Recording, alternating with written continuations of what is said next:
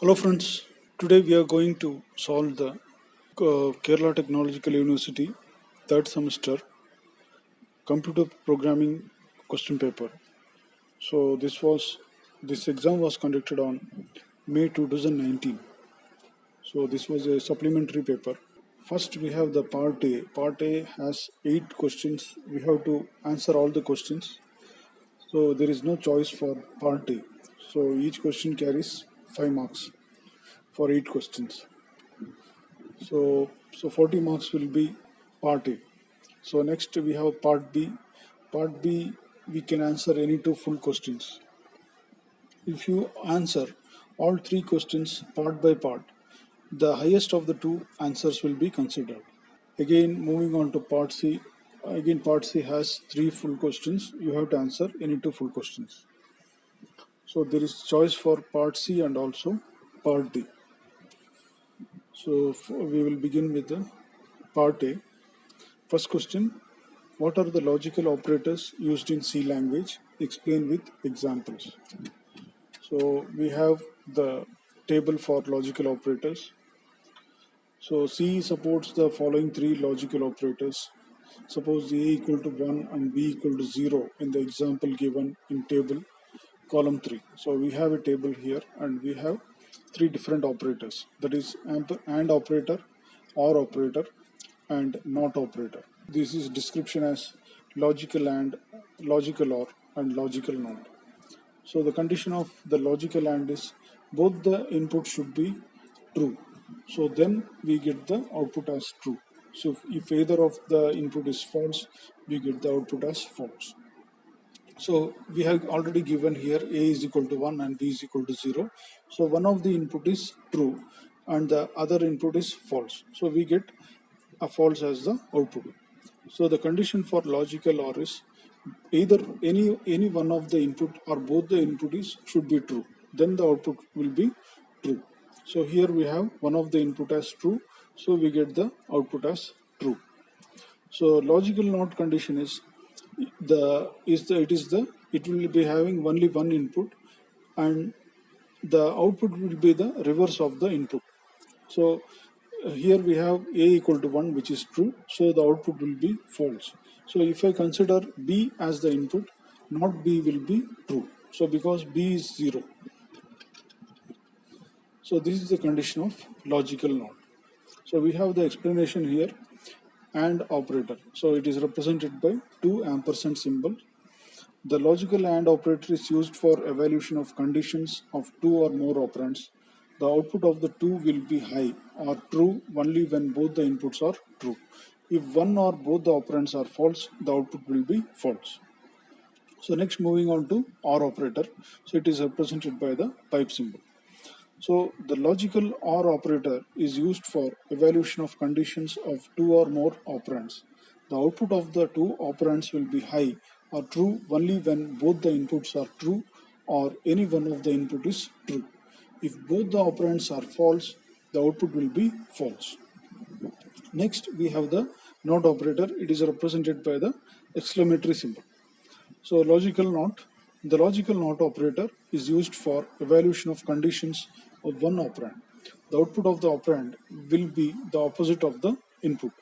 That is, the output will be false if the input is true and vice versa. So we have an example program to check the working of the logical AND, logical NOT and logical OR operators. So we have the header file #include stdio.h. We have the main function. Then we initialize A equal to 5 and B equal to 20. And also another variable for representing the output. So C will be representing the output. So if A ampersand B, so that is A and B, printf line 1 condition is true. So because both A and B are true, so it is having positive values, so the condition will be true. Again, if condition A or B, so here also our condition is true because both the inputs are true. So as A and B are both true, so we get condition is true. So again we are changing. So in the next block of program, we are changing the value of A equal to 0 and B equal to 10. So here A is false and B equal to true. So again we apply the condition. So if A and B, so here it becomes false because A is false. So printf line 3 condition is true. So if condition, here it will execute this statement. So condition is not true. Again, scrolling down, we have the not operator. So if not A and B, so A and B not, so it will print the inverse of A and B. So in this part, we have A is false and B is true. So output of A and B will be true because it will show the inverse of the condition. So the line 4 condition is true. Again, changing the value of A and B. So again we are changing the value of A and B. So we are changing the value of both A and B to 0. So both the inputs are 0. So if we have the if condition, if A and B. So input A, both the inputs are false, so the output will be false. So it will not print this. So it will go to the else part and print condition is not true.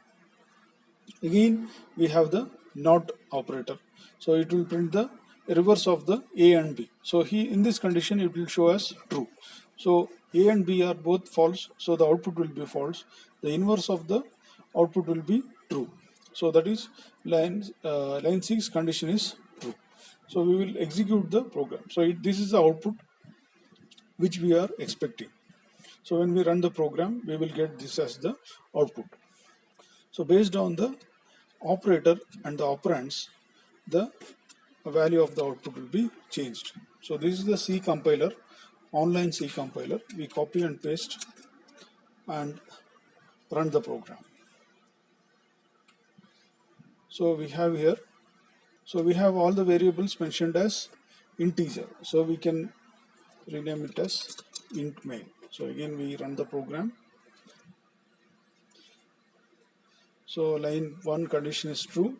So this is the line 1 because both A and B are true. So we get this part executing. Again line 2 condition is true because this one A or B, both A and B are true. So it will print line 2 condition is true. So this one line 3 condition is not true. So condition is not true because A is false. So it will print line 3 condition is this one. Line 3 condition is not true. Again line 4 condition is true. Line 4 condition is true because it is printing the reverse of the A and B. So A and B is false because A is 0. Again line 5 condition is not true. So again it is printing the reverse of A and B. So A and B both are negative. So it will not operator will print the reverse. Again line 6 condition is true. So here same thing. So this is the output of the not operator.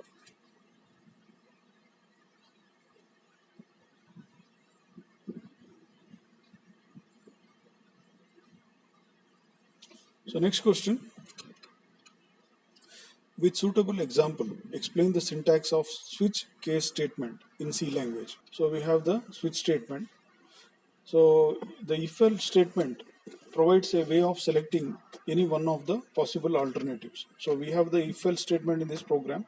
So it will help us select from the possible alternatives. So we have either true or false. So we have either of the true or false output. So in some cases there will be 5 or 6 alternatives which the program block has to be executed. In such cases we use the switch case statement. So and nested if allows to select one of the many alternatives, but it is time consuming. So if we use the if else statement and the nested if statement, it is time consuming because there will be more than 2 alternatives. So it tests all conditions. So it will be testing all conditions, and based on the result a particular branch is taken for execution. So if we go for the if condition, if else condition or nested if condition, it will be having more than two conditions. So if we test all the conditions, it will be time consuming for the execution of the program. To overcome this difficulty, we use the switch statement. The switch statement provides multiple way branching. So it has the multiple way branching, that is, it allows the user to select any one of the several alternatives depending on the value of an expression. Depending upon the value of the expression, the control transfers to a particular case label or branch, and all the statements followed by that case label are executed. So depending upon the expression, the control of the program will be transferred to the particular case. So we have the syntax for the switch statement. So we have the keyword switch, and inside the switch we have the expression. So based on the expression, it will execute that particular block. So we have, if the expression is pointing to the label 1, this block will be executed. If the expression is pointing to the block 2, so it will execute the second block. And the expression is pointing to the block 3, it will execute the block 3, and so on. So it will go up to the default block. So if none of the cases are being pointed by the expression, it will execute the default block. So this is the syntax. So we had given the explanation for the switch case statement here, and we have here the syntax. So these are very important for the exam. Next we have the example part. So we have a small program for showing the switch case statement. First we have the hash include stdio.h. We have the main function. We have the gender. So we have a character type data, so which will print the gender based on, if we give M, it will show as male, and if we give the input as F, it will show as female. So this we are doing the program using the switch case statement. So we have the input. So this is the output statement. Enter the gender M or F. Again we have the scanf statement. So it will read the alphabet entered by the user, whether it is M or F. So it will be stored in the gender variable. So it will be stored in the address of the gender variable. So it will have the expression. So gender is the expression here. So we have the switch statement. Gender case M, print male. So we have the case here. So this break statement is used to come out of the loop. So it will come out of the switch case statement. So this break is used to come out of the switch case statement. So if the entered expression is relating to case F, it will print female. So again here we have the break. Suppose the user enters other alphabets other than M or F, it will print the default block. So default block is printf enter error in typing gender code /newline. So again we have the break. So then we have the ending of the program.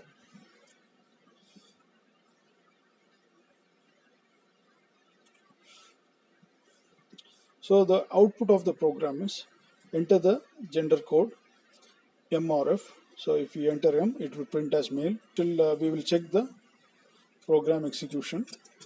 Copy it. So we have the input, enter the code. So we give as G. So it will show error in typing gender code. Again we run the program. We type as M, so it will show male. So when we give the expression as M, it will print this part. So again we run the program. We enter as F, so it will print as female. So this is the working of switch case statement. Thank you for watching our channel. If you have not subscribed to our channel, please subscribe the channel and press the bell icon. Thank you.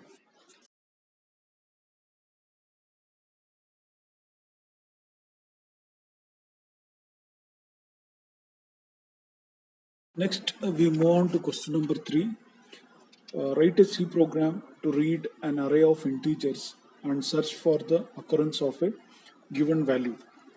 So in this program, so we have to enter an array of n numbers. Say we enter 7 numbers in this example.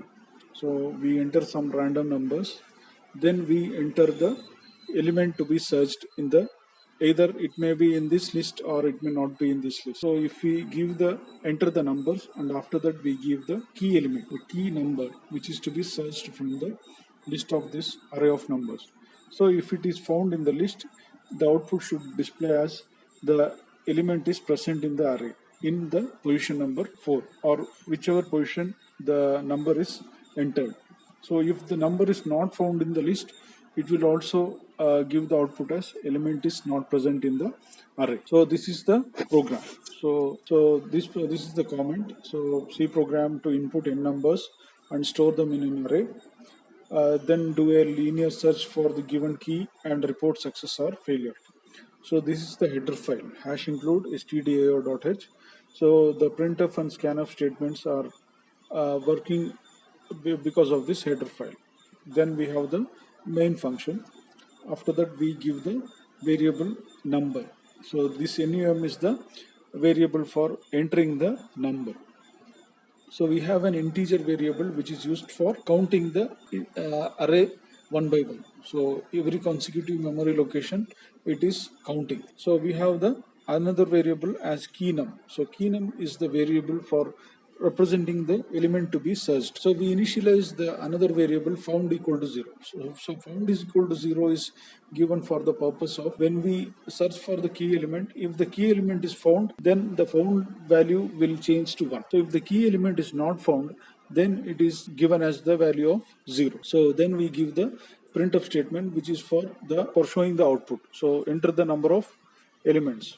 So enter the how many elements you want to enter in the array. So we give the input statement as scanf %d ampersand number. So the number which we want to enter. So how many numbers we want to enter, 7 or 8. So that is stored in the address of the variable num. After that we declare an array of size num. So we don't want to waste memory. So whichever num we have entered, say 7 or 8. So that much memory is allocated in this array. So we can also declare an array in the beginning of the program, but it may result in wastage of memory. So that is why we have declared the array here. So the it will have the size of the num. So next we have the output statement, enter the elements one by one. So we have to enter the numbers one by one. So for that we have to use the for loop. For I equal to 0, I less than num, I plus plus. So it will enter up to the number of elements given in the input for the number of elements, num. Next we have the scanf statement. Scanf statement is used to read the elements one by one. Scanf %d ampersand array of I. So next we have the enter the element to be searched. We have to enter the key element which is to be searched. Scanf %d and keynum. So whichever the element or whichever the number we want to search from the list of array, that is to be entered, and that number will be stored in the address of keynum. So the variable keynum will store the content of the number. Key element will store so keynum will store the key number. So next we have to search whether the number is found in the array. So for that we have the for loop. For I equal to 0, I less than num, I plus plus. It will search for the element one by one. So if we have the condition, if keynum equal to array of I. So one by one the number will compare with the each and every element in the array. So number is compared with the each and every element in the array, and if the element is found, the found value will change from 0 to 1. So then it will come out of the loop. So the break statement is used to make the execution come out of the loop. So once the element is found in the array, it will come out of the loop. Condition: if found equal to 1, print element is present in the array at position %d I plus 1. Else printf element is not present in the array. So this is the end of the program.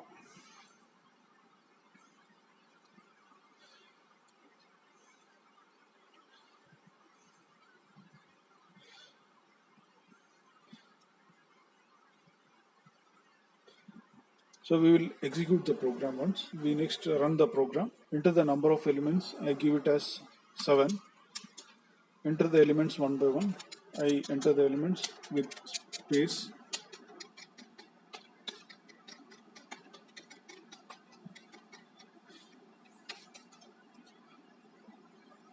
So we have entered 7 elements. Then we give the element to be searched. we are now entering the key element. For the sake of giving a negative answer, I enter the key element as 55. So 55 is not in the list of array. So it will give the output as element is not present in the array. Next, I again run the program, enter the number of elements. I give as 8, enter the elements one by one. I enter the elements.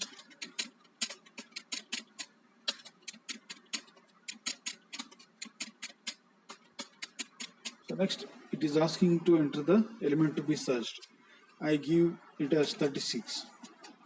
So element is present in the array at position 3. So this is how the program works. Question number 4. What is the use of a static variable? Explain with example. 5 marks. In a single file program, the static variables are defined within individual functions and therefore have the same scope as automatic variables. That is, they are local to the function in which they are verified. Unlike automatic variables, however, static variables retain their values throughout the life of the program. Thus, if a function is exited and then re-entered at a later time, the static variables defined within the function will retain their former values. This feature allows functions to retain information permanently throughout the execution of a program. Static variables are defined within a function in the same manner as automatic variables, except that the variable declaration must begin with the static storage class designation. Static variables can be utilized within the function in the same manner as other variables. They cannot, however, be accessed outside their defining function. So we have to explain all the above statements. We have the example. So in the example, we have the include stdio.h. So we have a function. So in that function, we have a static int variable. So we have a variable count that is initialized to 0, and it is given as static integer. So static integer, the value of the count will be statically assigned as 0. But in the next step, we have increment the count to plus plus. So we have that will increment the value of count to plus 1.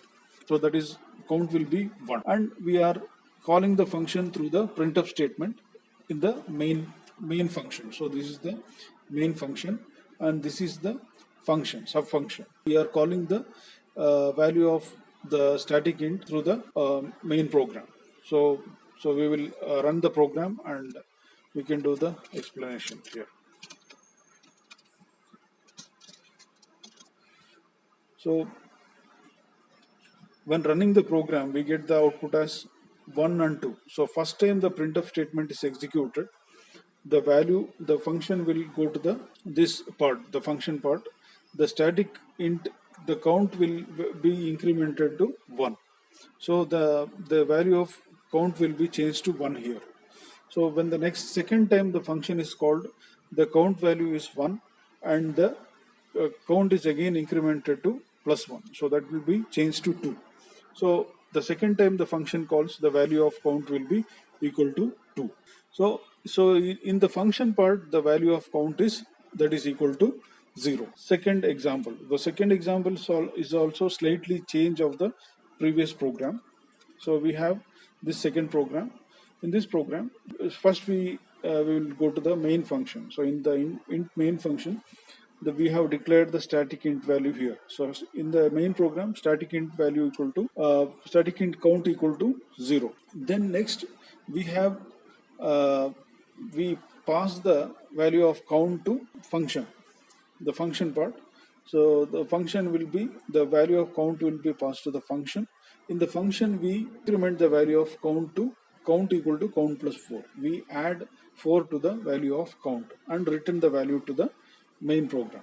So when I print the first time the function count, so it will give the value of 4, and the second time when I send it again, since we are passing the value of count from the main program, it will again give the same value. So that is, again it will give the value of 4. Copy and paste the program and run it. So this value of count, so even though when I pass it 2 times, the value of count remains the same. So in the function, I have incremented the value of count to 4. This is the definition and example of static int. The static int is nothing but it is similar to the automatic variable, but the life of the value in the program, the life of the value held by the variable will be same throughout the life of the program. Question number 5. Define a structure and union with the following as members: an integer variable, a character array having 20 characters, and a floating point variable. How many bytes are allotted for each? Illustrate and explain. So this is for 5 marks. So first we declare a structure. The name of the structure is stud. So we can also define as student. So the name of the structure is student. Register number is integer type. So we have an integer type member and a character type member of size 20. So we have the name of the student, which can have the maximum of 20 alphabets. And we have the another member as total marks. So total marks is a type float. As given in the question, we have declaring 3 members: an integer type variable, a character array having 20 characters, and a floating point variable. Register number, name, and marks are the 3 members of type integer, character, and float respectively. So integer type will have 2 bytes of data. So integer type data will carry 2 bytes of data. So this register number will carry 2 bytes of data. This name data type will carry 1 byte of data. Since the size of the array is 20, so we have to count as 1 into 20. So 1 into 20 is multiplied by 20 is 20 bytes. Again we are having the float. Float will carry 4 bytes of data. So 4 byte is allocated to the member of total marks. These are the following relevant points for the use of structures. So first point is, when variables or members are associated with a structure, the compiler allocates the memory for each member. So in this structure, the compiler will allocate the separate memory for each member. So register number will have a separate memory, name will have a separate memory, and total marks will have a separate memory. The size of a structure is equal to or greater than the number of sizes of its members. The size of a structure is equal to or greater than the sum of sizes of its member. So if you want to find the total size of this structure, so we have to add the total bytes of all the members. So register number is 2 bytes, name is 20 bytes, and total marks is 4 bytes. So totally we can roughly calculate as 26 bytes. Each member within a structure is assigned a unique storage area of location. Altering the value of a member will not affect other members of the structure.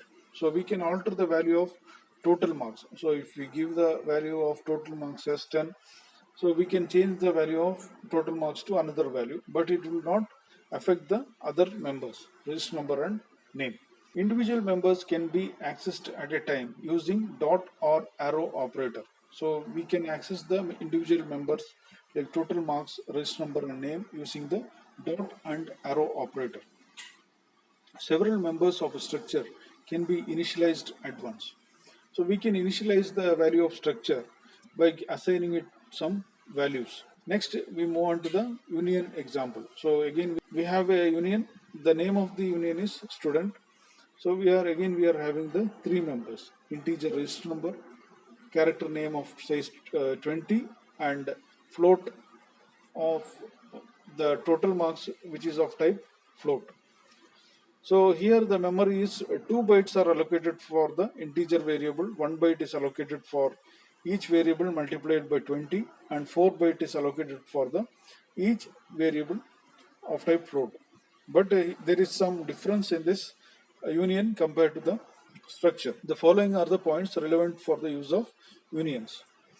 So when a variable is associated with a union, the compiler allocates the memory considering the size of the largest memory.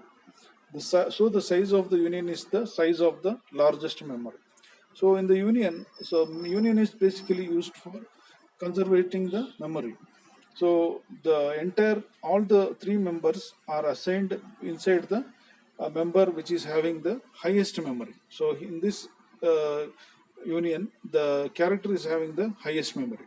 So the all the memory is shared by the member which is having the highest memory. So memory allocated is shared by individual members of union. Next, altering the value of any one of the member will alter other member values. So if I change the value of any one of the member, it will alter the values of other two members.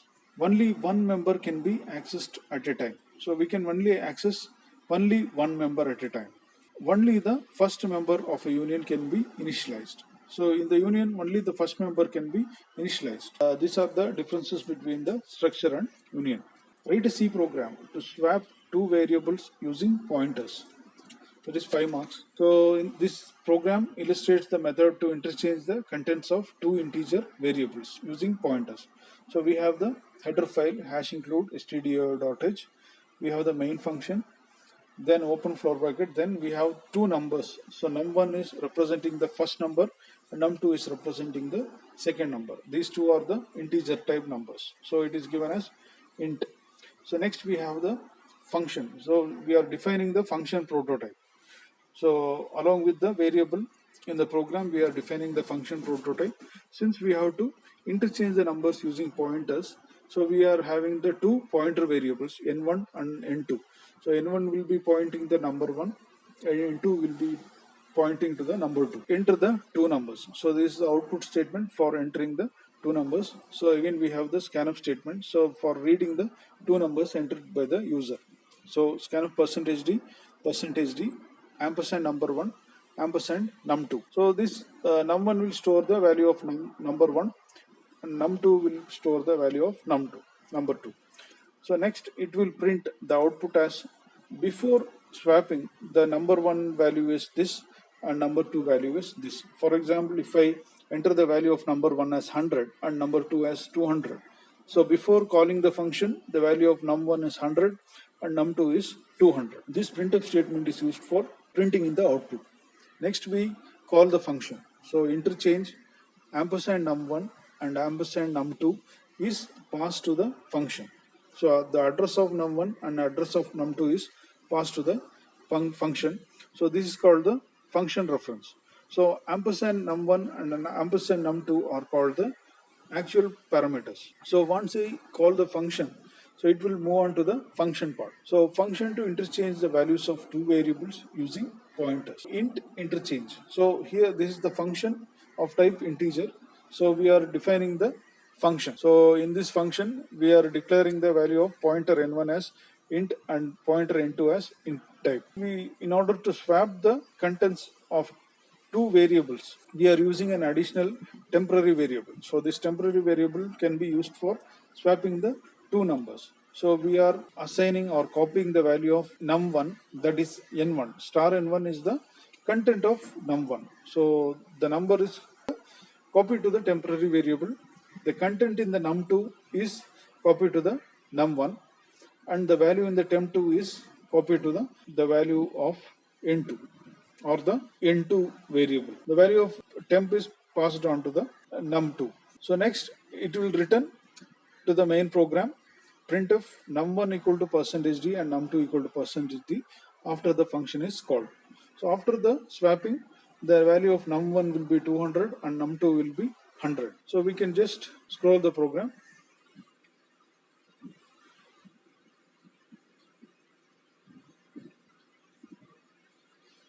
So we'll execute the program. So we run the program here.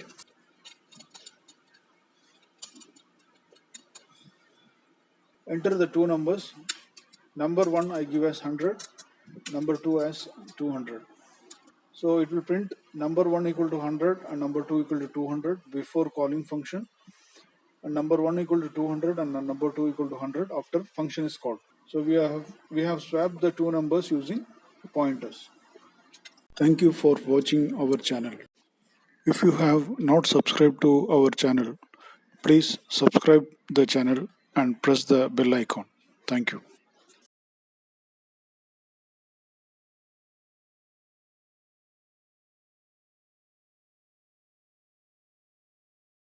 Question number 7.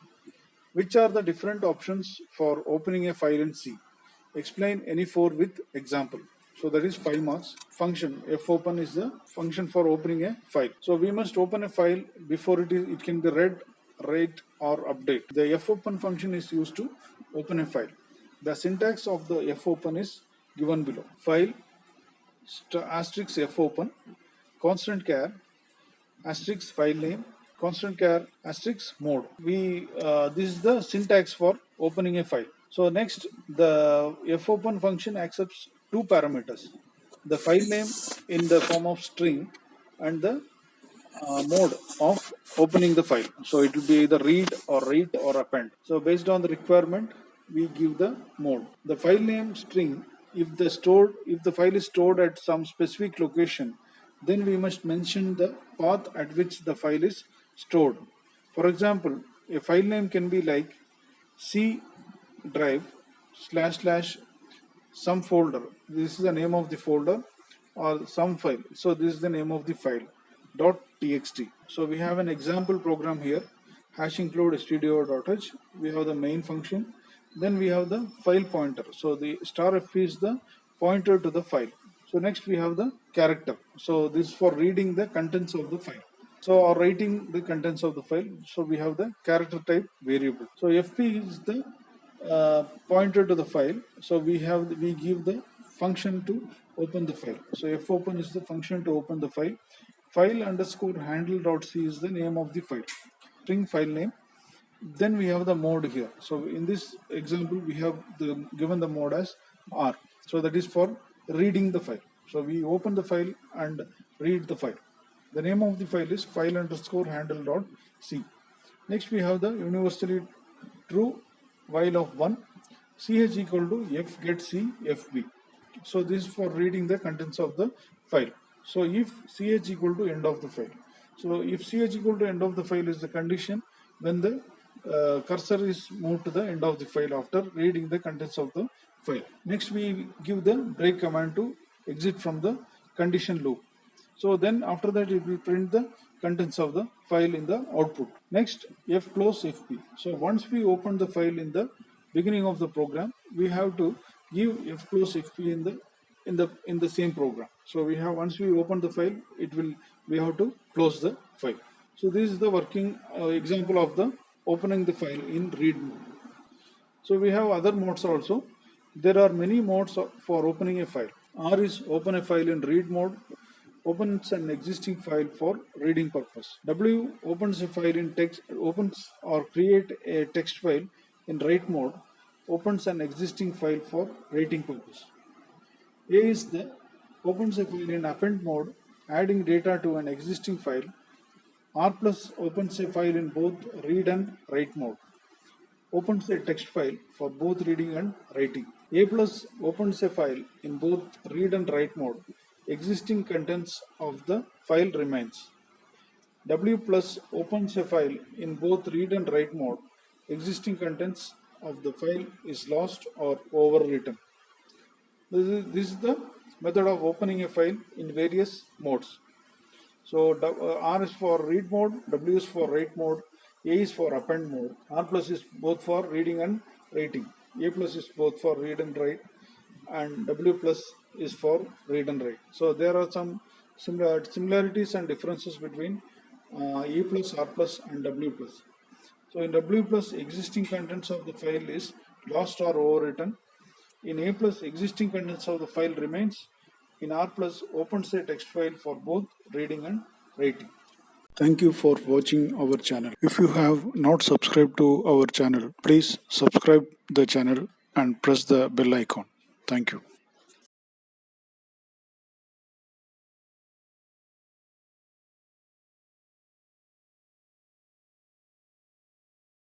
Next question, question number 8. What are the advantages of Python as a programming language?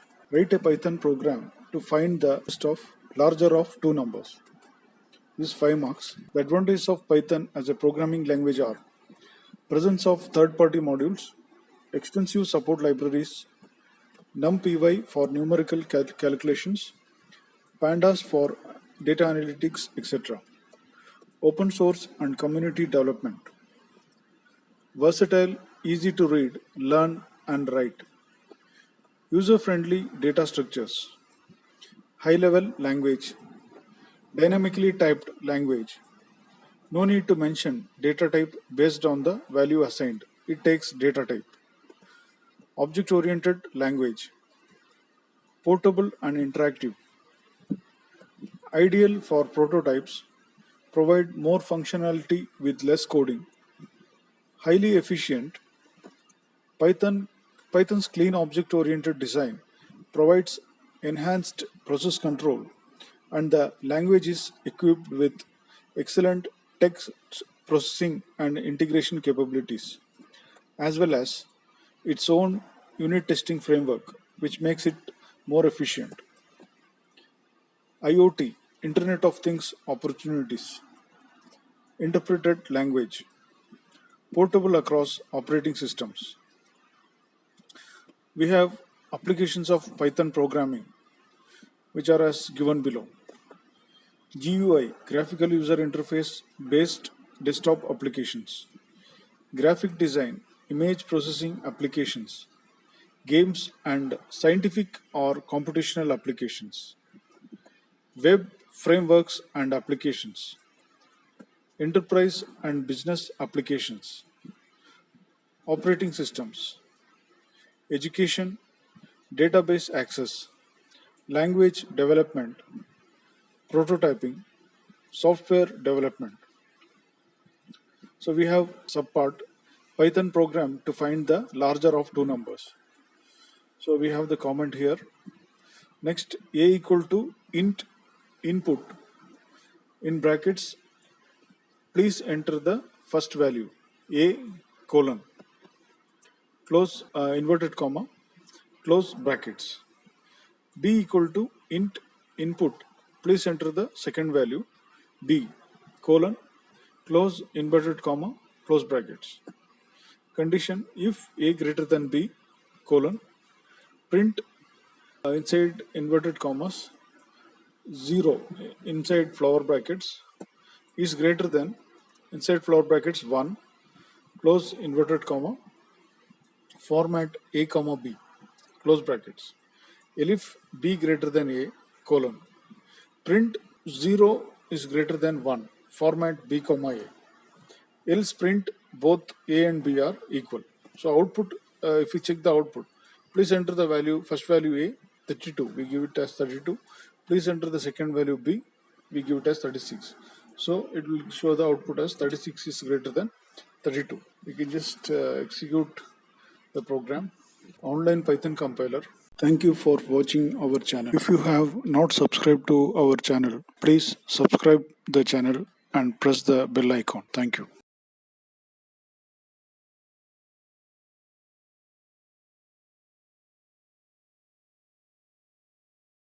So we are executing the Python program here. First run, enter the value of a, I give it as 25. Enter the value of b, I give it as 25. So we get the output as both a and b are equal. I run it again, enter the value of a, I give it as 65. Enter the second value of b, I give it as 98. So I get 98 is greater than 65. I run it for the third time.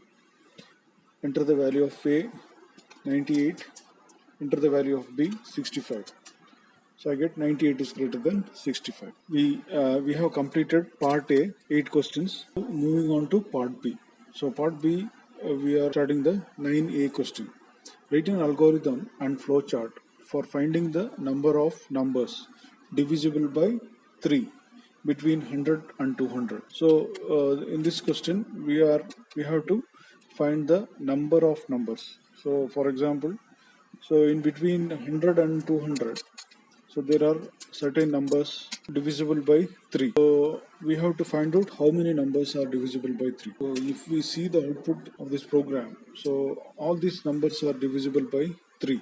So if we count these numbers, number of numbers, so totally 33 numbers are divisible by 3 in between 100 and 200. So first we will see the algorithm. First step, declare the variables index I and number 0. So number is initialized to 0. So number of numbers divisible by 3 is initialized to 0. Next, we set the loop for initializing I equal to 100 and the final value I lesser than or equal to 200 with step increment, that is I plus plus. Then we set a condition number modulus 3 equal to 0. If the number divided by 3 we get remainder as 0. If we get the remainder as 0, we print the number. We again set the loop for initializing I equal to 100 and I final value is 200 with the step increment I plus plus. Then again we set the same condition if number modulus 3 equal to 0. If the number divided by 3 is giving a remainder of 0, then we increment the number by 1. So we have initialized the number equal to 0 here, and once we find the number divided by 3 becomes 0, we increment the number by 1. Then we print the number of numbers divisible by 3. Then we stop the program. So we have here the program. So this is include stdio.h header file, main function. Then we have initialized the index variable and the number equal to 0. This is initialized to 0. We have the for loop, initial value I equal to 100, I lesser than or equal to 200. This is the final value. I plus plus is the step increment. Then we have the condition if I modulus 3 equal to 0. Then if this condition is true, we print the value of I. Then we have another for loop, same, that is I equal to 100, I lesser than or equal to 200, I plus plus. Again we have the same condition, I modulus 3 equal to 0. If the condition is true, the number is incremented by 1 and added to the number. Then finally we print the number of numbers divisible by 3 between 100 and 200. Then we stop the program. We can run the program. So after running the program, we get the output as all these numbers are divisible by 3 and the number of numbers between 100 and 200 divisible by 3 is 33 numbers are divisible by 3. Next we have the flowchart. Flowchart is this is the start of the program. Then we declare the index I and number equal to 0. Then we have the for loop, index equal to initial value of 100 and final value of 200 with the step increment. We have the condition here if I modulus 3 equal to 0. If the condition is true, we print the number divisible by 3. Again we have the for loop for I equal to 100, I less than or equal to 200, I plus plus. We have the same condition here if I modulus 3 equal to 0, we increment the number by 1, num equal to number plus 1. Again finally we print the number of numbers divisible by 3 and then stop this program. So next question is 10A is which are the basic data types in C language, how the memory allocation is done for each data type. So this is for 5 marks. So we have a table here. So we have a table which is having all the different data types and the keywords used for the data types, the bytes consumed for different data types, and the explanation for the data types in the column 4 and the example in the column 5. So first we have the integer type data. The keyword used in C programming is int. So the integer data type consumes 2 bytes of data. So it is used to define an integer quantity, positive or negative number. So the example of integer type data is 248, 0, 30,000, etc. Next we have the real data type. So real data type consists of number with decimal quantities. So it is called float in C programming. The float data types consumes 4 bytes of data. So it is used to define a real number, positive or negative, having a decimal quantity. The examples of float type data are 3.14 and 6.58. Next we have the double precision numbers. Double precision numbers are those numbers which have 8 decimal numbers after decimal points. So we have, it is called double in the C programming language. So it consumes 8 bytes of data. So it is used to define a double precision number which has up to 8 decimal number after the decimal. So that is 3.141517497. So this is having 8 numbers after the decimal point. Another example is 6.7895246. The next one is character type data. So the char is the data type used in the C programming. The char consumes 1 byte of data. It is used to define a character such as an alphabet or a special symbol. The examples of character type data are A, small b, asterisk symbol, etc. Next data type is non-specific. So it is called void in terms of C programming language. So void can be any of the above data types. So it may be either integer, float, double, or char. So it is used in place where the output variable may be any of the above. So it can be any of the above. The output, the number of bytes consumed depends on the return type of data from any of the above data type. So that is completing 10A question. Next we have the 10B question. So 10B question is write a C program to swap two numbers without using third variable. So that is for 5 marks. So we have the program here, hash include stdio.h integer main function. We have initialized the value of x to 10. So we have integer type x equal to 10 and y equal to 5. So we have the output statement printf before swapping x equal to %d, y equal to %d, x comma y. So before swapping, the output is printing as x equal to 10 and y equal to 5. Now we are swapping the x and y without using the third variable. First we have the statement x equal to x plus 5. Now x becomes 10 plus 5, that is equal to 15. Next we have y equal to x minus y. Now x has already become 15. So x minus y is 15 minus 5. So that is y becomes 10. Now again x is having the value of 15 and y is having the value of 10. So now x equal to x minus y, that is 15 minus 10, that is x will become 5. So then it will print the output as after swapping x equal to 5 and y equal to 10. Then it will stop the program. So we can run this program. So before swapping x equal to 10, y equal to 5. After swapping x equal to 5 and y equal to 11a. Write a C program to find the sum of digits of a number. So this is 5 marks. So program, this is the header file hash include stdio.h. We have the main function. Next we have the integer type variables, that is n. So we are saving the integer in this variable n. So we use another variable t to perform some operations to find the sum of digits. Then sum equal to 0. So the value of sum is initialized to 0. We have another variable called remainder. Give the output statement as enter an integer. So we have to enter an integer. Then we have to store the integer. That is, we have the scanf statement, that is equal to %d ampersand n. The entered integer is stored in the variable n, the address of the variable n. Then we copy the value of n to t. So t is another variable. We are copying the contents of n to t. Then we have the condition while loop, that is till while t is greater than 0. So 1, 2, 3, 4, 5, the number assigned 1, 2, 3, 4, 5 is greater than 0. Sorry, actually we are in this example, for the sake of explaining, we are giving the value of t as 1, 2, 3, 4, 5. So here t is equal to n. So we have entered the value of n as 1, 2, 3, 4, 5. The 1, 2, 3, 4, 5 is copied to t. So next we perform this calculation. So remainder equal to t modulus 10. So here we have t modulus 10 as, suppose if we give the value of n as 1, 2, 3, 4, 5, 1, 2, 3, 4, 5 is copied to t, and t is 1, 2, 3, 4, 5 modulus 10 will become 5. So we have the remainder as 5. So in the next step, sum is equal to sum plus remainder. So we have here the sum is equal to 0. 0 plus remainder is 5. So the new value of sum is 5. Now the value of sum is changed to 5. Next step, t is equal to t divided by 10. So t is equal to 1, 2, 3, 4, 5 divided by 10. We get 1, 2, 3, 4 as the new value of t. So the value of t is changed to 1, 2, 3, 4. So next iteration, the value of t is equal to 1, 2, 3, 4.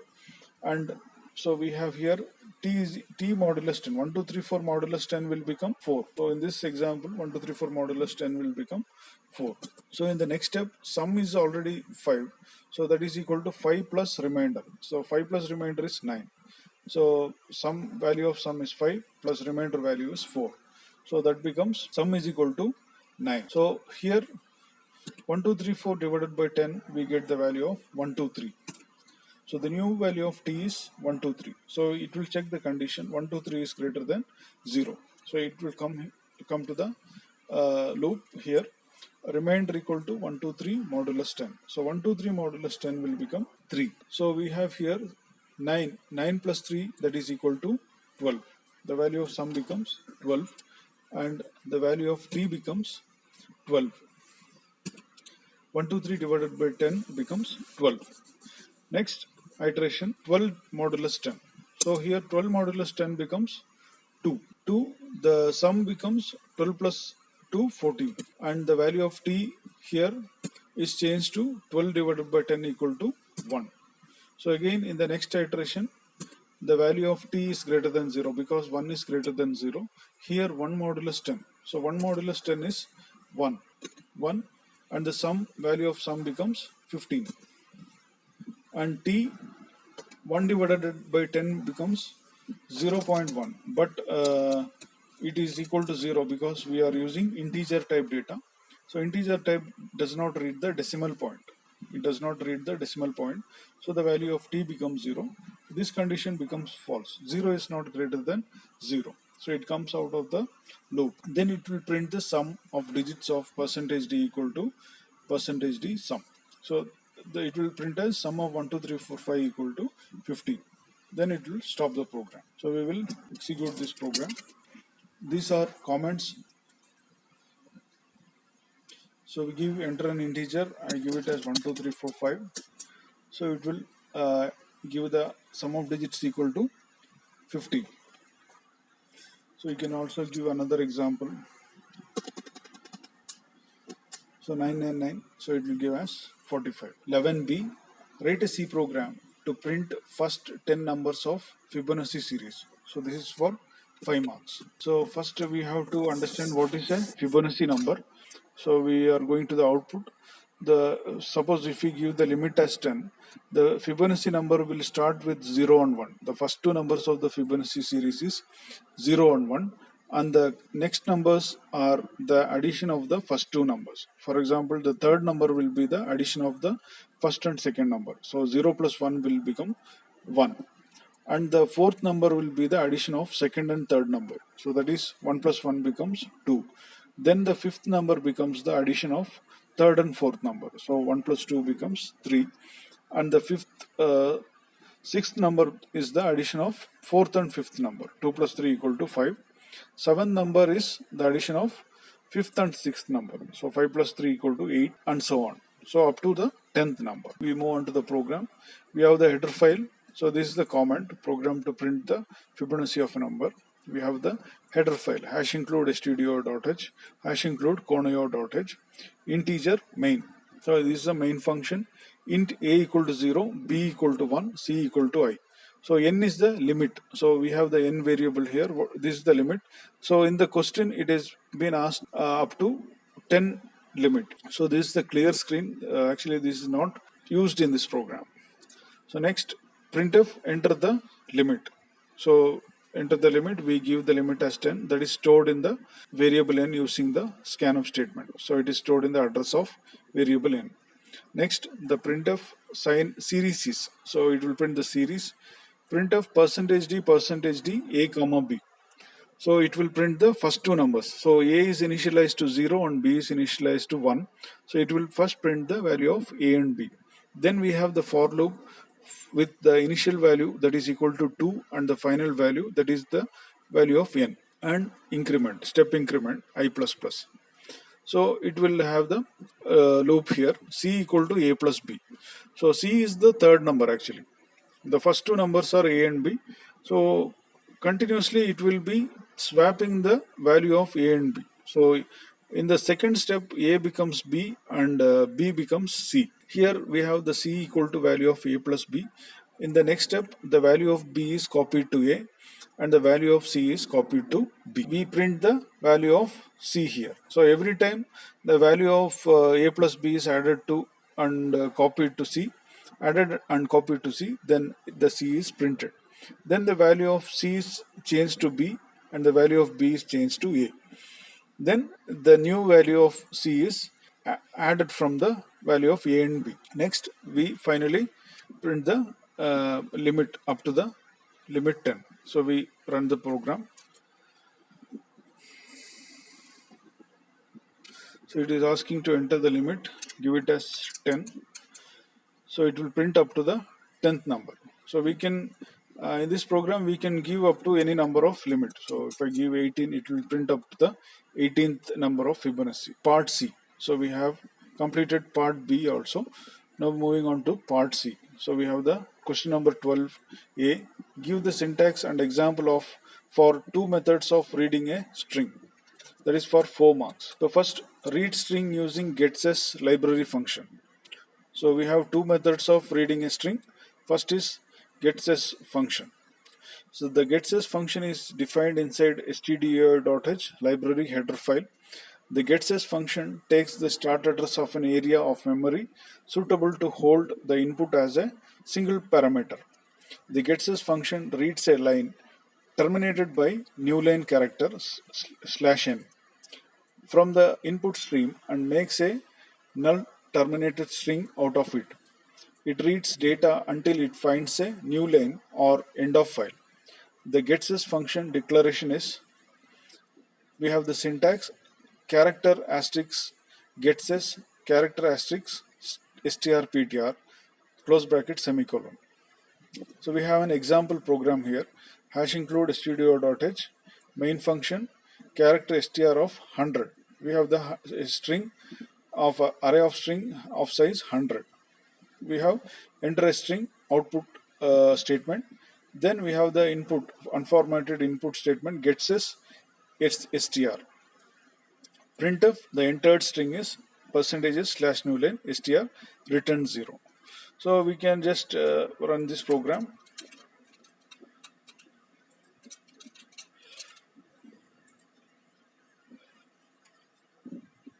So we have to enter a string. I just type anything, so it will just read the string and print it. So this is one method of reading a string. So we have another method, read the string in C using fgetsys. So we are using fgetsys function. The fgetsys function is also defined inside stdio.h library. It also takes a line terminated by a new line from the input stream and makes a null terminated string out of it. The fgetsys function declaration is character star fgetsys in brackets character star strptr comma int length comma file star stream close bracket semicolon. So we have this syntax here. Next, the fgetsys function can get, so this is the syntax. The fgetsys function can get input from a file or standard input. The fgetsys function requires two additional parameters, one specifying the array size that is available to receive the data and the other a stream. It can be used with the keyword specifying the stdin. So we have the example program here. Hash include stdio.h integer main function. We have the array of character that is str of 100. We have the output statement enter a string.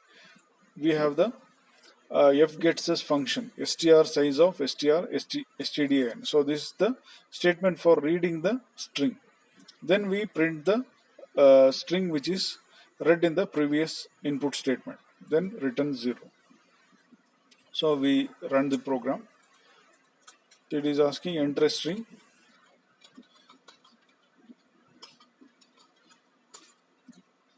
The entered string is anything. Thank you for watching our channel. If you have not subscribed to our channel, please subscribe the channel and press the bell icon. Thank you.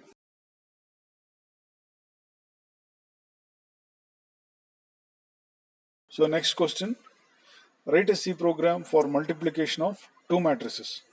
This program is asked in almost every question paper. So this is a very important program. So we have the comment here, program to find the product of two matrices. We have the header files, hash include studio.h, hash include conio.h, hash include math.h. We are using this math function for performing mathematical operations. So we have the main function here. We have three matrices. So we have all All, all the variables are integer type. We have three two-dimensional arrays, that is A of 10 of 10 for the first matrix, B of 10 of 10 for the second matrix, and C of 10 of 10 for the third matrix, that is the storing the product of the matrices A and B. Then we have index variables I, J and K. So we are using the I for row operation, J for column operation, and K for the finding the product of two matrices. So we add the first row first element of matrix 1 and first column first element of matrix 2, and then we add all the product of row and column multiplication, and the resultant will be the element of matrix C. So we have the row 1 for the first matrix, row 2 for the second matrix, column 1 for the first matrix, and column 2 for the second matrix. Then next we give the output statement, enter the number of rows and columns of matrix A. Then we read the row 1 and column 1 for the first matrix. That is the input statement, scanf.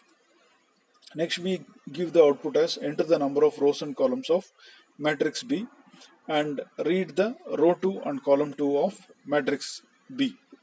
Then it will have a condition, that is column 1 not equal to row 2. The column 1, if the column 1 is not equal to row 2, you cannot multiply the matrix.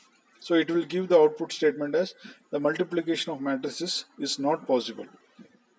We have, if the condition is true, so if column 1 is equal to row 2, then we can print the matrix. So it will ask for entering the elements of matrix A. We have the nested for loop here. For I equal to 0, I less than row 1, I plus plus, and for j equal to 0, j less than column 1, j plus plus. So whenever we enter details or print details of a matrix, we have the nested for loop here. So we have one nested for loop here, the second nested for loop here, another nested for loop here, and here another nested for loop. So whenever there is a matrix read or write operation, we have for loops, nested for loops. So if we remember all these things, we can easily write the program. So here it is asking to enter the elements of matrix A. We have the for loop for I equal to 0, I less than row 1, I plus plus. For j equal to 0, j less than column 1, j plus plus. So we have the input statement scanf %d ampersand a of I of j. So next we have printf enter the elements of matrix B. Again we have the nested for loop for I equal to 0, I less than row 2, I plus plus. For j equal to 0, j less than column 2, j plus plus. So we have the input statement scanf %d ampersand b of I of j. Again we have to print the entered matrix A and B. So for that we have the output statement in elements of matrix A is for I equal to 0, I less than row 1, I plus plus. For j equal to 0, j less than column 1, j plus plus. So we print the output statement, print of %d a of I of j, print of slash new line. So this is for the new line. We are using this slash t for a space between two elements of matrix, and after printing the row, we have to print the next row in the next line. So for that we have the slash new line here. Next, print of elements of matrix B is it will have the nested for loop for I equal to 0, I less than row 2, I plus plus. For j equal to 0, j less than column 2, j plus plus. Printf slash t %d b of I of j. Printf slash new line. Again similarly we have this slash t for tab space and slash n for new line. Again we have the for loop here. So we have to perform the multiplication operation between A and B and store the resultant in the C matrix. So for that we have this for I equal to 0, I less than row 2, I plus plus. For j equal to 0, j less than column 2, j plus plus. The resultant matrix will be the having the order of the second matrix. So we have the C of I of j equal to 0. So that is the resultant matrix is initialized to 0. Then we have this for loop k equal to 0, k less than row 2, k plus plus. Then we have this formula. This is very important formula. C of I of j, C of I of j equal to C of I of j plus A of I of k into B of k of j.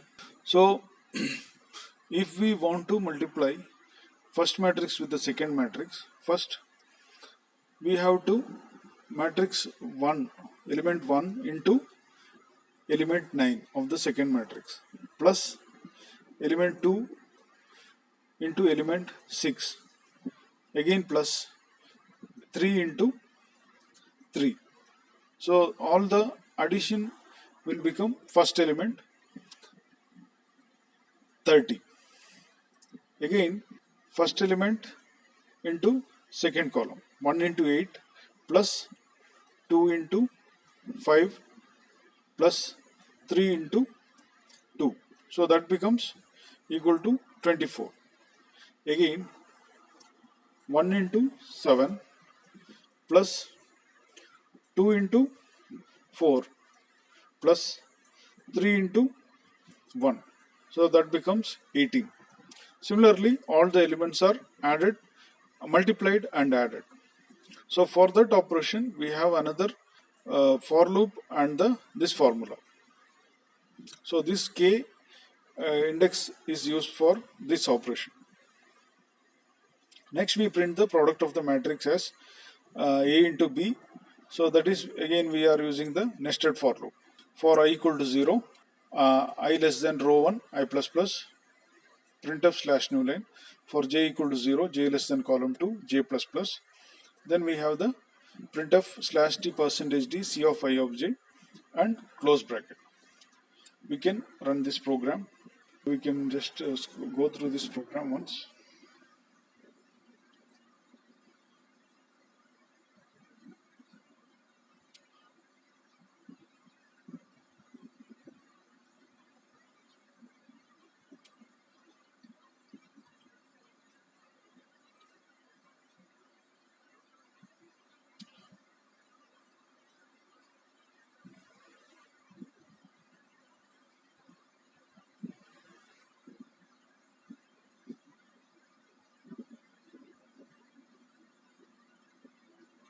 We have copied this program.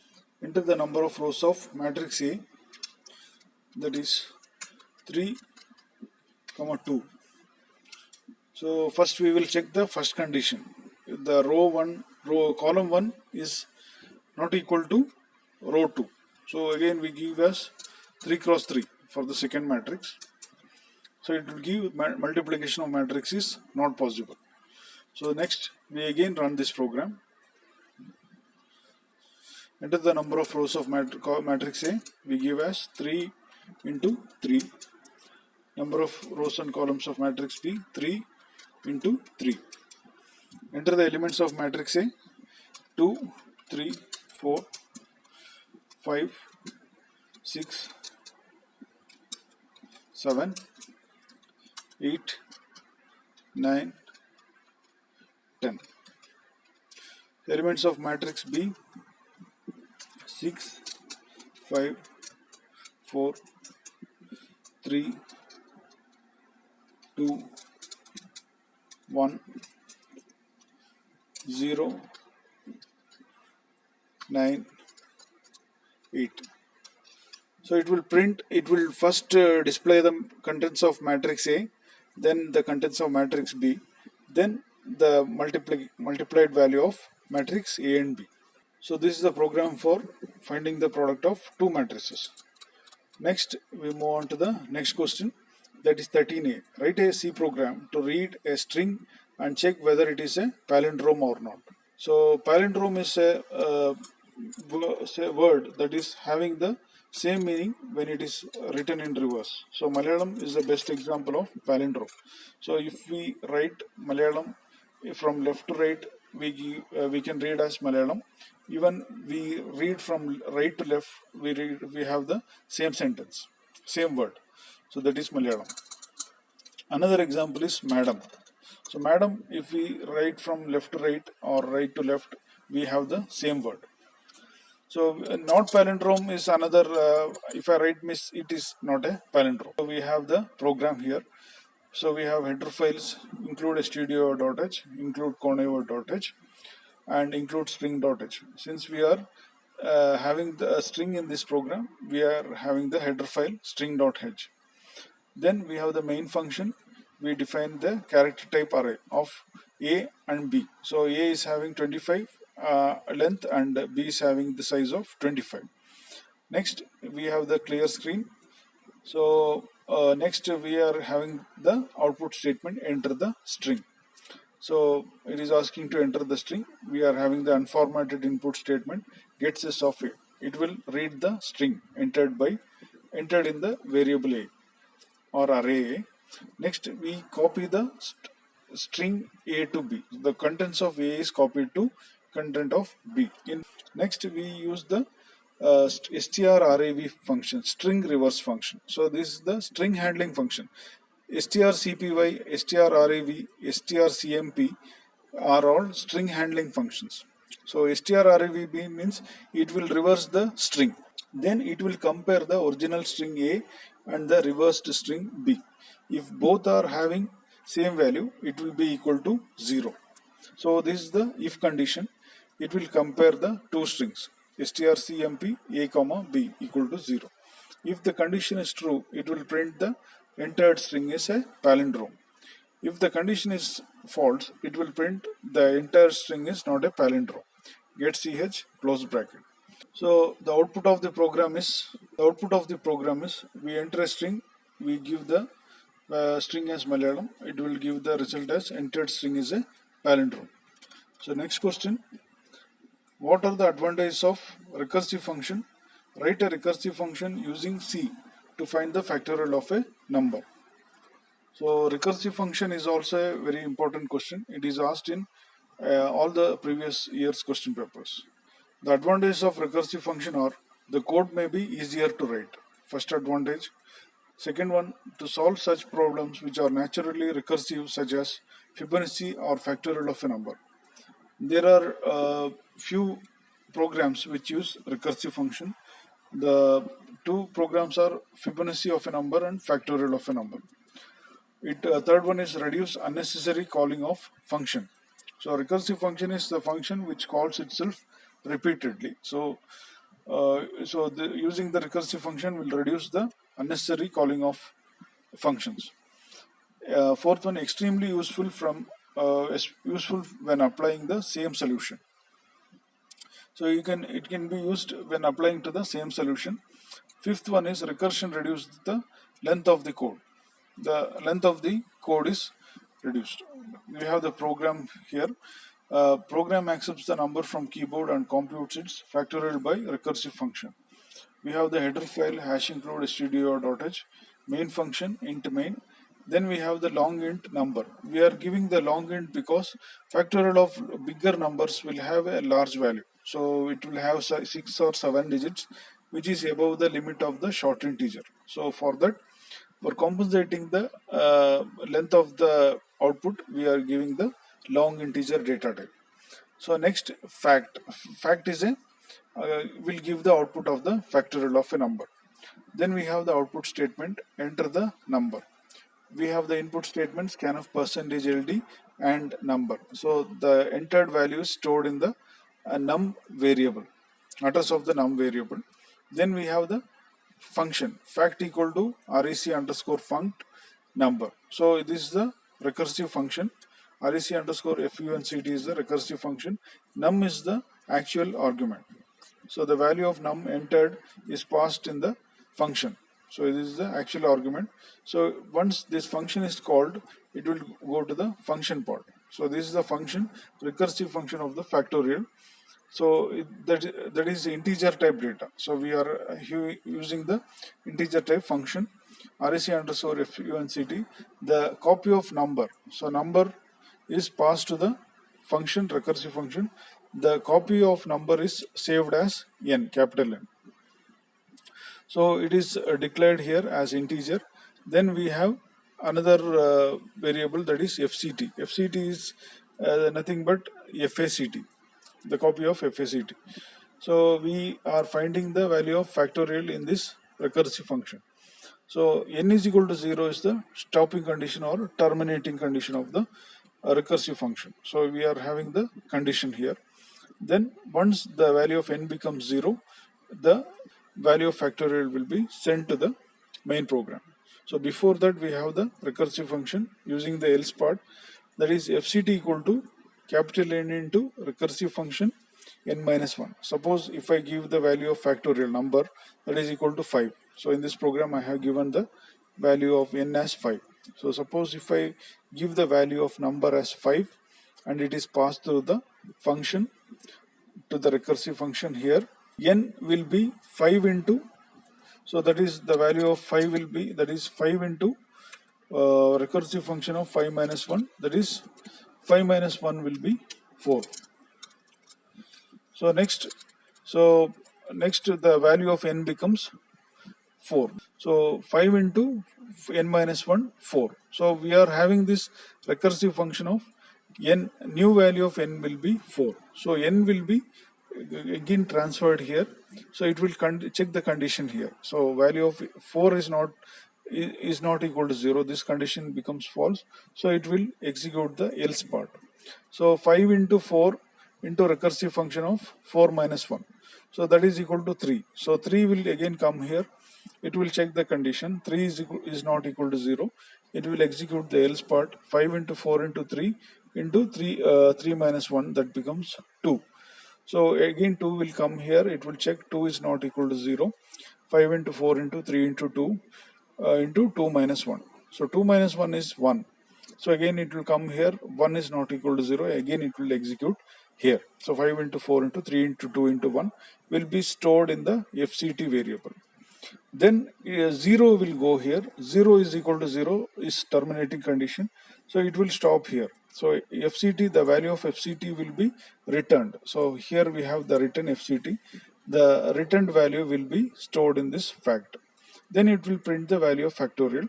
Factorial of percentage %ld equal to percentage %ld num comma factorial. That is factorial of number 5 is 120. So we just scroll the program here. We will run the program.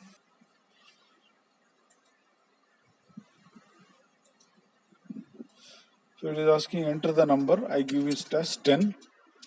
Factorial of 10 is 3628800. Again we can check running the program. Enter the number 11. 11 factorial of 11 is 39916,800. So we are using long integer for this purpose. So it will give the result of longer numbers, bigger numbers. Next question, question number 14a. What are the advantages of functions? Explain how it is implemented in C language. That is for 4 marks. These are the following advantages of C functions. Use of functions enhances the readability of a program. A big code is always difficult to read. Breaking the code into smaller functions keeps the program organized, easy to understand, and makes it reusable. Next point, the C compiler follows top to down execution, so the control flow can be easily managed in case of functions. The control will always come back to the main function. Next point, it reduces the complexity of a program and gives it a modular structure. Next, in case we need to test only a particular part of the program, we will have to run the whole program and figure out the errors, which can be quite a complex process. Another advantage here is that functions can be individually tested, which is more convenient than the above mentioned process. A function can be used to create our own header file, which can be used in any number of programs, that is reusability. A function is a group of statements that together perform a task. Every C program has at least one function which is main. Some programs use additional functions. We can divide up your code into separate functions. Logically, the division is such that each function performs a specific task. A function declaration tells the compiler about a function's name, return type, and parameters. A function definition provides the actual body of the function. Defining a function. The general form of a function definition in C programming language is as follows. Return type function name parameter list and body of the function. So this is the syntax for defining a function. So since this is for 4 marks. Next is 14b, write a C program to prepare a rank list based on marks for 5 subjects using 3 separate functions to read the marks, prepare rank list and print the same. This is for 6 marks. So we have the header file stdio.h, conio.h.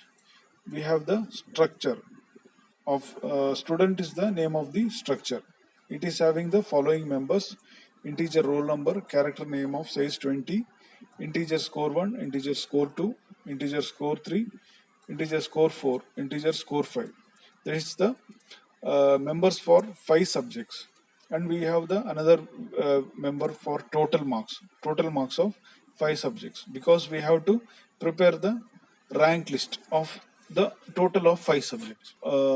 We have the index variable I comma j, and n is the number of students. So depending on the number of students, we have to enter the details of the n number of students. Suppose if we give the value of n as 10, we have to enter the value of 10 students names and register number, score 1, score 1 up to score 5. Then we have to make the rank list. So we have an array of structure, that is S of 20 is the array of structure. So it is all the students will be having the same members, and temp is a variable used for sorting the rank. The highest mark student will be having the higher rank and it will be placed on the top of the table. Next we have the function here, void read integer n. So before moving on to the function, we first go to the main program.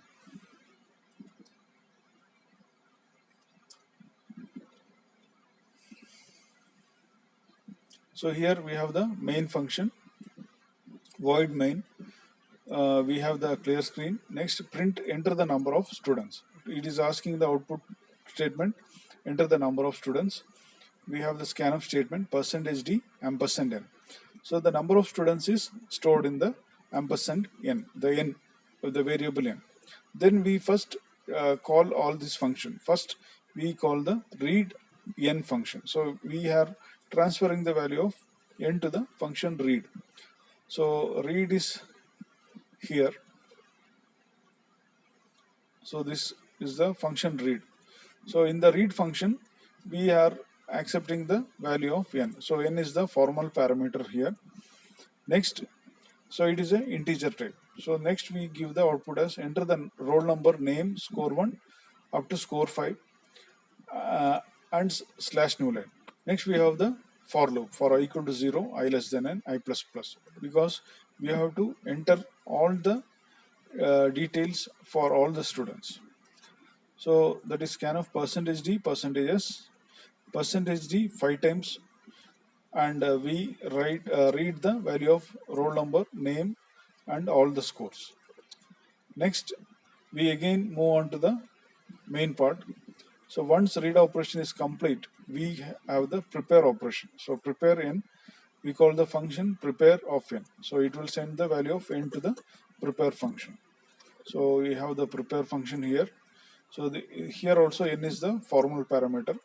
We have the for loop here, for I equal to 0, I less than n, I plus plus. So for preparing, we have the s of I dot total. So this is the dot operator, s of I dot total, for adding all the scores of each student. So each student will be having this 5 scores of 5 subjects. So that is to be added and saved to the total. So next we have the for loop, for I equal to 0, I less than n minus 1, I plus plus. For j equal to 0, j equal to I, j less than n, j plus plus. So this is for sorting the marks of students to get the rank list. So if condition s of I dot total is less than s of j plus 1 dot total. So the value of s of I is copied to temporary variable. the value of s of j plus 1 is copied to s of I, the value of temp is copied to s of j plus 1. So here, if suppose if the student A has scored for 5 marks, so 5 subjects, the maximum mark is 25. So if the student has scored 100 out of 125 in 5 subjects, and the student B has scored 120 for the 5 subjects, student C has scored 124. So suppose we want to sort the 3 students. First it will compare the total marks of first student with the second student. So S of I dot total is lesser than S of I dot j plus 1. So this condition is true. So we have to interchange the two values to make the higher value come in the top of the table.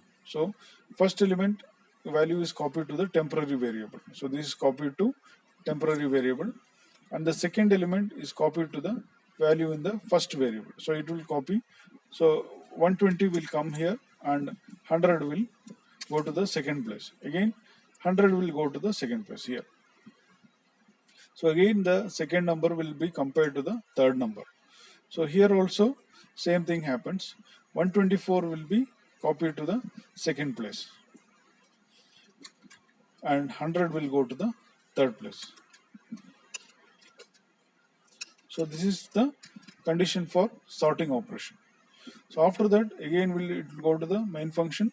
After preparing, it will print the rank list. So it has to be printing the rank list here. Print n. So we have another print n here because it is to be shown as output. So we have the function here print n. Printf roll number, name, score 1, score 2, score 3, score 4, score 5. So we have the index variable for loop for I equal to 0, I less than n, I plus plus. Then we print the output percentage %d slash t. So this slash tab is used for a tab space between the two values, the name, roll number, marks 1 up to 5. So all the name, roll number and marks of all the 5 marks of students will be displayed, printed. Next, we have the print rank list function. So this is the last function which is used to print the rank list of the student. So this is the function. It will print the merit list is name, roll number, total marks. So it will read all the roll number, name of the student and the 5 subject marks. Then it will finally sort and print the roll number, name and the total marks of the students as per the rank list. So for I equal to 0, I less than n, I plus plus, it will print percentages slash t, percentage d slash t, percentage d slash new line. So it will give the name, roll number and total marks. So this is the program. We'll just scroll this program.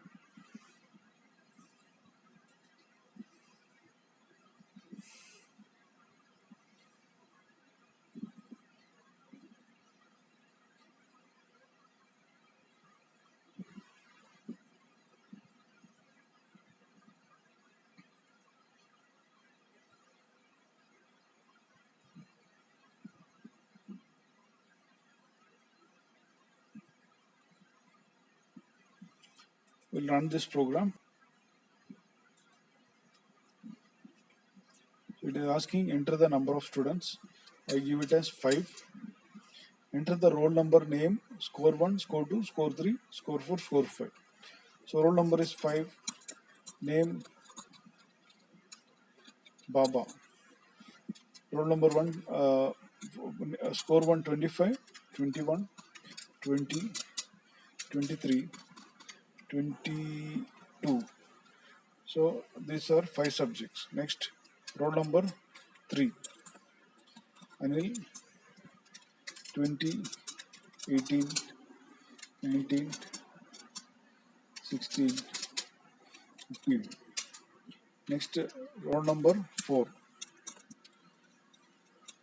Adil, 12, 10,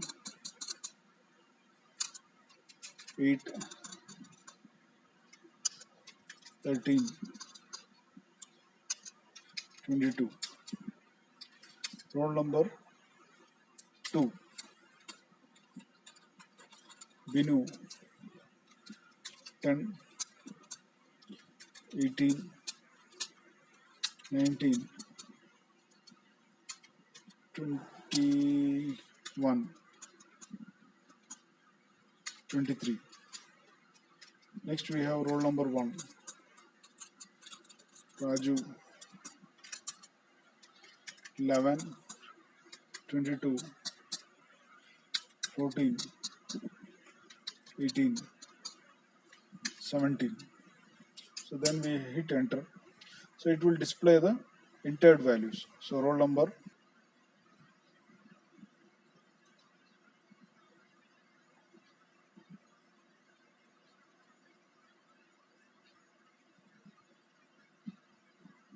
So it is sorting and displaying here.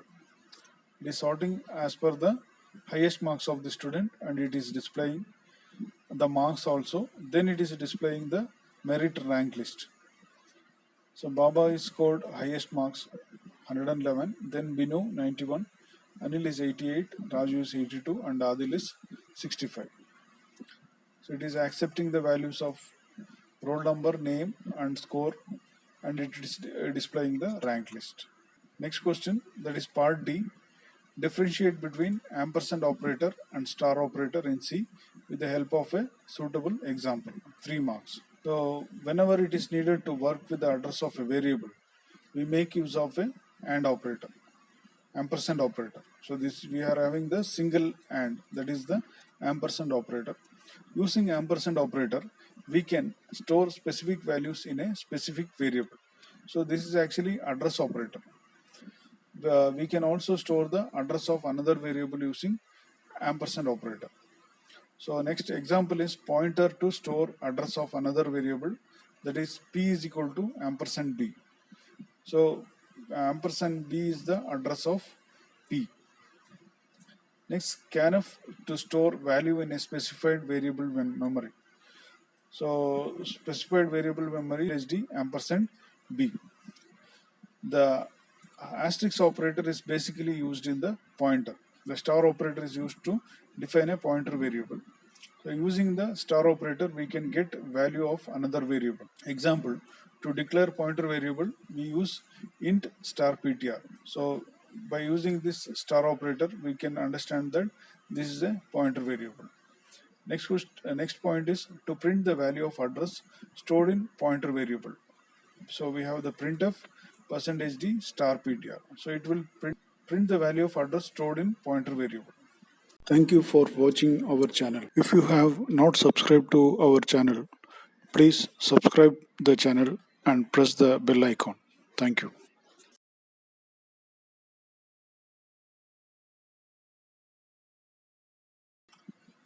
Next question. Write a C program to sort an array of integers using pointers for 7 marks. So we have the header file hash include studio.h, function to sort the numbers using pointer. Before going to the function, we will first read the main part. So we have the main function here. We have the variables n comma I, where n is the number of elements in the array, so which we want to sort in this program. So I is the index variable. Whenever we are using arrays, we use index variables to point to the particular element one by one. So we have the array of name ARR of size 100. So then we have the output statement, enter the value of n. So it is read by the scanf statement %d ampersand n. The value of n is stored in the address of n. Next we give the output statement, enter the numbers one by one. So we have to enter the values one by one. So we have the for loop for that. For I equal to 0, I less than n, I plus plus. Scanf %d ampersand array of I. So all the elements in the array are entered in the address of array of I. Then we call the function sort n comma arr. So n comma arr are the actual arguments. So n is the number of elements in the array, and arr is the all the elements. That is, the actual array is passed as an argument. So once we pass the n comma arr, it will go to the function. So this is the function sort. So n comma int star ptr. So it is the pointer to the array. So n is the number of elements in the array and star ptr is the pointer to the array. So next we have the index variable I comma j comma t. So this is used for sorting operations in arrays. So for first for loop is for I equal to 0, I less than n, I plus plus. Next for j equal to 1, I plus 1, j less than n, j plus plus. So j, for example, if we have elements 5, 1, 4, 3. So if we want to sort these 4 elements, so it has to be rearranged as 1, 3, 4, 5. So in order to do this, first element is assigned as I equal to 0. So the value of I is 5 and j equal to I plus 1. So I plus 1 value is 1. So I is value 5 and I plus 1 value is 1. So it will here it will compare star ptr plus j is less than star ptr plus I. So star ptr is pointer to the first element, star ptr plus I is pointer to the second element. So it will check if the first element is an second element. So if this condition is true, it will interchange using pointer. Star ptr plus I, the value of star ptr plus I will be copied to the slash t variable. Star ptr plus j, the pointer to the star ptr plus j will be copied to the star ptr plus I, and the temporary variable content will be copied to the star ptr plus j. So first it will compare both 5 and 1. So this 1 is to be transferred to the leftmost position. So it will interchange using dummy variable. The value of 1 will be copied to dummy variable, 5 will be copied to 1, and 1 will be copied from the dummy variable to the first position. So then it will print the numbers for I equal to 0, I less than n, I plus plus, print of percentage d slash t star ptr plus I. So hence it will print the sorted values using pointers. So we are scrolling this program.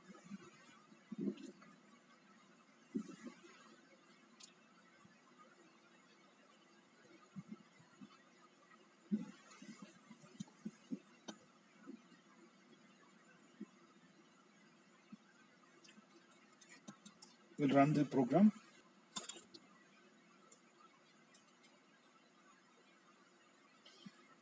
So this for not required, this is for explanation. So while running, after running the program, asking for value of n, I give it as 8. Enter the numbers one by one: 45, 23, 15, 48, 53, 0, 40, 1.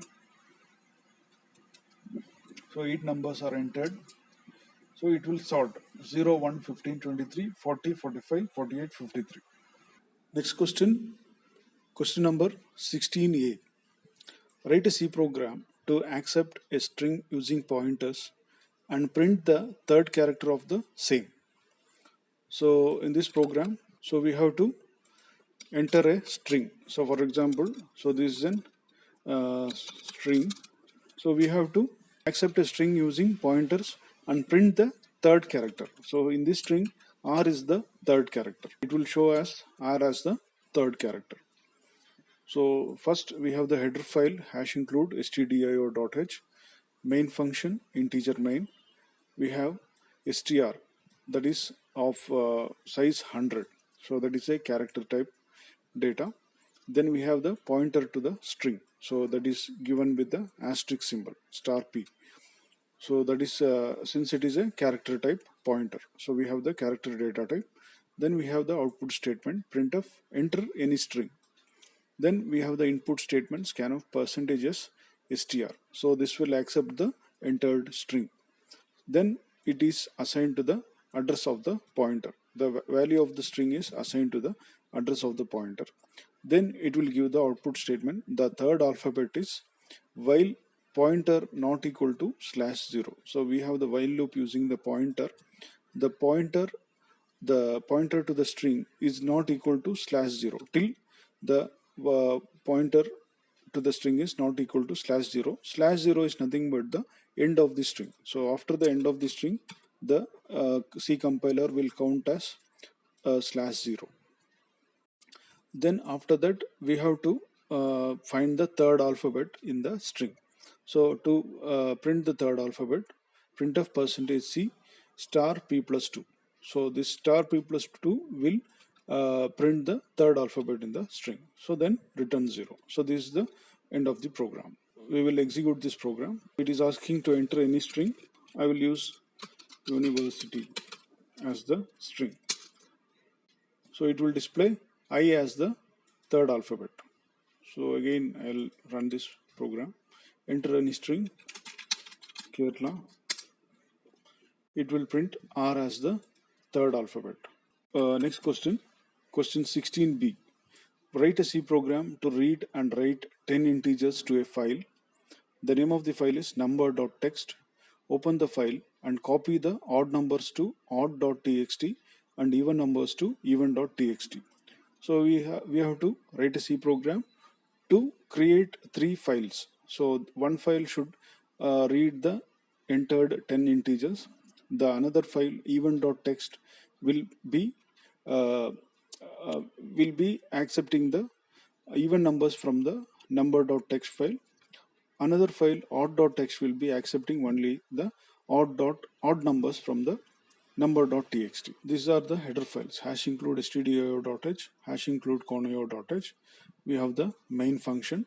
Then we have the file pointer to the file f1, f2, f3. So f1 will point to the file 1, f star f2 will point to the file 2, and star f3 will point to the file 3. Then we have the integer number I. So number is the how many numbers we are entering in the text file. So in the question it is asked as 10. We have the index variable for counting the numbers. Next we have the output statement. Enter the 10 numbers in the numbers.txt file. So it is asking to enter the 10 numbers which is to be copied to the numbers.txt files. Next it will open the file 1. So it will open to the file 1, and this is the command to open the numbers.txt file. So if it is not existing, it will create the numbers.txt file and it will open in the write mode. Next we have the for loop for I equal to 0, I less than 10, I plus plus. So this for loop is used for entering the 10 numbers one by one. So this scanf %d ampersand number will read the numbers one by one. So all the numbers entered will be stored in the number, this address of the number. Next we have this unformatted output statement. So this either this or this can be used. So the above is made as a comment. So this double slash is made as a comment. So this is for just for our understanding purpose. This is not executed in the program. So we have this fprintf. So this for printing the numbers in the file f1. So that is %d/t/new line. So every number will be displayed in a space or a new line, and then all the numbers will be displayed. Then the first file f1 is closed. Then we have to do the display operation, displaying and sorting the files in the corresponding or respective text files. So first we open the file f1 numbers.txt in read mode. So we first open the file numbers.txt in read mode, then we open the second file even.txt in write mode. So the contents of even numbers are written to the even.txt file, and the contents of odd numbers are written in the odd.txt file. So we are having the f2 equal to fopen even.txt in write mode, and f3 fopen odd.txt in write mode. Then we have number equal to getW f1. So this is the unformatted input statement. So we can either use this or this. The above statement is made as a comment, so this will not be executed. This is for our understanding. Next we have the fscanf f1 percentage d ampersand number. So this is for reading the data from the file 1. So it will read the data from the file 1. Next, while number not equal to end of the file, so it will read the till the end of the file. The file which is the text file will be read till the end of the file. So that is why we are having this while loop. Next, it will have the for loop. For I equal to 0, I less than number, I plus plus. It is for reading the 10 numbers one by one. So it will have a condition also, if number modulus 2 equal to 0. So if the number modulus 2, a number divided by 2, if the remainder is equal to 0, it is an even number. If the number divided by 2, if the remainder is not equal to 0, it is an odd number. So after the number divided modulus 2 is equal to 0, we have put w number comma f3. Put w number dot f3 is, it is a of unformatted output statement. So it will print the details of the even or odd number in the corresponding file. So fscanf, it will read from the file f1, that is number dot text, and a number, and fprintf f3 percentage d and number. So this is the number from f1 is taken, only the odd number from the f1 is taken and printed in the f3 file.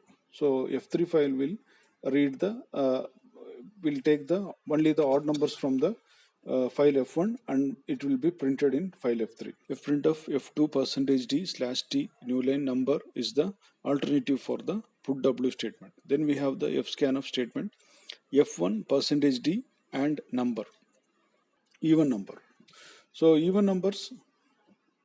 Next we have again the for loop. For I equal to 0, I less the number, I plus plus. Then we have the condition, if the number divided by 2 not equal to 0, it is an odd number. So fscanf f1 percentage d ampersand number. Then we have the printf statement fprintf f3 percentage d slash t slash n number.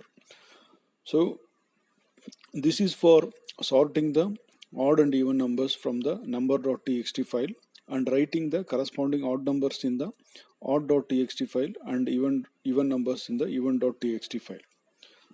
Then we have print the contents of odd file slash new line, while fscanf f3 percentage d ampersand number not equal to end of file.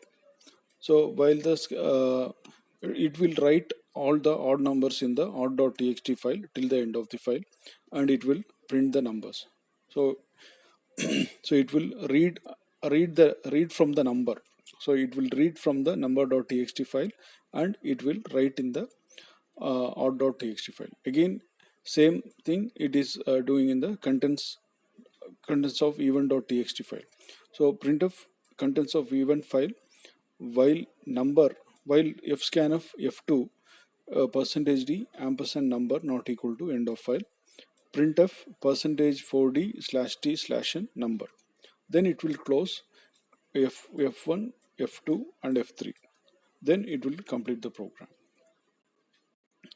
So when I run the program, it will ask to enter the 10 numbers in the number.txt file. So I give the 10 numbers.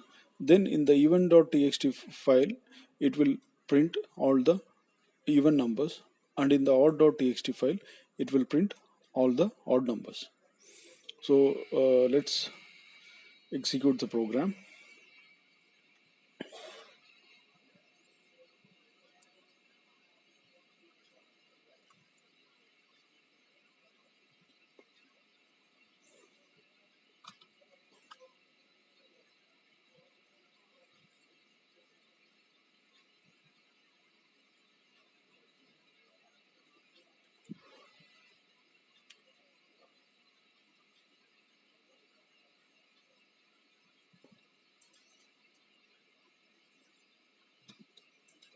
Copy the program,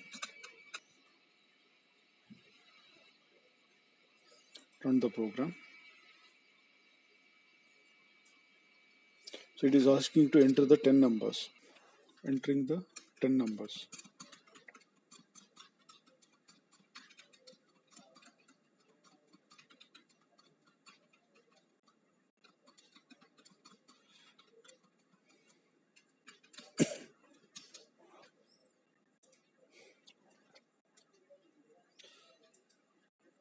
So in the numbers.txt, we have all the 10 numbers. The event.txt, it is displaying 11, 33, 55, 77, 99, 100. The odd.txt, it will display 22, 44, 66, 88, 100. That is 17a. Write a Python program to print the sum and product of two real numbers. It is for 5 marks. So real numbers are those which have decimal points with the number. So we have the program here. Number 1 equal to float input, enter the first number, close brackets. We have a comment here, input value from variable number 1. Again, num2 equal to float input, enter the second number. Again we have the comment, input value for variable num2. So that is for multiplication, mul equal to num1 into num2. That is for comment perform multiplication operation. Next, print the product of given numbers is mul. That is display the product. Sum equal to num1 plus num2. Next, perform sum operation. That is next, print the sum of given numbers is sum. Display the sum. So when I execute the program, it will show the output as enter the first number 25.58, enter the second number 27.29. The product of the given number is 698.078199. The sum of the given numbers is 52.87. We will execute the program. Copy. So this is the Python compiler. I have pasted the program, run. So enter the first number 36.258, enter the second number 15.984. So when I hit enter, the product of the given numbers is 579.5478. The sum of the given numbers is 52.24. Next we move on to the next question, that is 17b. Write a Python program to concatenate two strings. So it is required to join the two strings using Python program to show the string concatenation.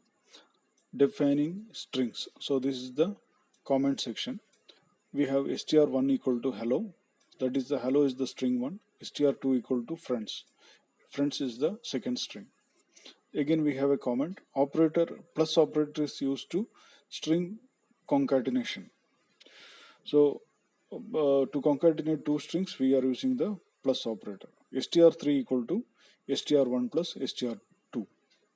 Then it will print str3, printing the new combined string.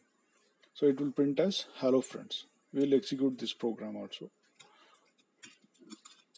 Copy it, paste it to the Python compiler. So it will print hello friends. So we have completed the question paper. Thank you for watching our channel.